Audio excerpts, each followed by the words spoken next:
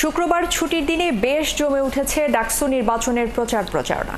এই দিন বাকের মজুমদারকে সমর্থন দিয়ে ভোটের মাঠ থেকে সরে দাঁড়িয়েছেন জিএস প্রার্থী মাহিন মজুমদার আর ছাত্র দল সমর্থিত ভিপি প্রার্থী অনেকের আচরণবিধি লঙ্ঘনের অভিযোগ এনে নির্বাচন কমিশনের ভূমিকা নিয়ে প্রশ্ন তুলেছেন।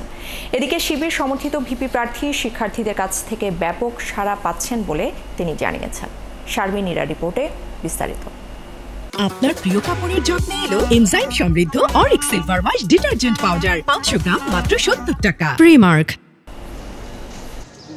শুক্রবার ছুটির দিন, কিন্তু ঢাকা বিশ্ববিদ্যালয় ক্যাম্পাসে পরিচিত নিস্তব্ধতার বদলে ডাকসু নির্বাচনের উত্তাপ।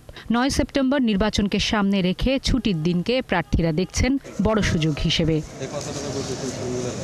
তবে দিনের শুরুটা হয় জিএস পদে আবু বারেক মজুমদারকে সমর্থন দিলেন মাহিন সরকার। যদিও এখন আর প্রার্থিতা প্রত্যাহারের সুযোগ না থাকায় ব্যালট পেপারে তার নাম থাকছেই। সে যদি জিএস পদে নির্বাচিত হতে পারে সেটি আমার বিজয় বলে সূচিত হবে। 6 বছর পর ডাকসু নির্বাচনকে কেন্দ্র করে উত্তেজনার ঝড় বইছে কখনো কখনো।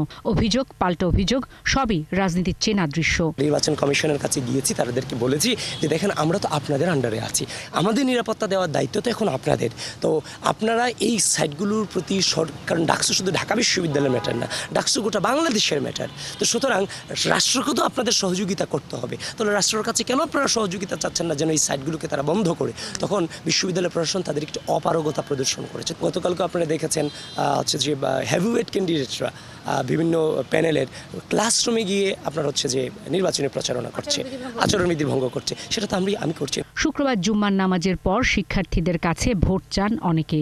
কেউ নিজের পরিচিতি তুলে ধরেন, কেউ দেন শিক্ষার্থীদের জন্য ভালো কিছু করার প্রতিশ্রুতি। আপনারা জানেন, আমাদের যারা নারী প্রার্থী আছে তাদের বিরুদ্ধে ক্রমাগত সাইবার বুলিং হচ্ছে।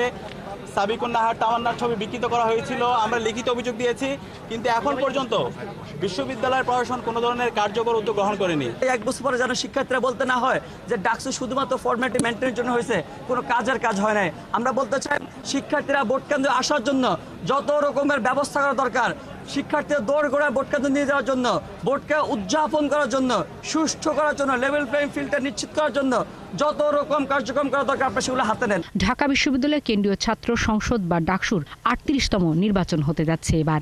তবে 1990 সালের পর হচ্ছে দ্বিতীয়বারের মতো। শারমিন নীরা, 71, ঢাকা।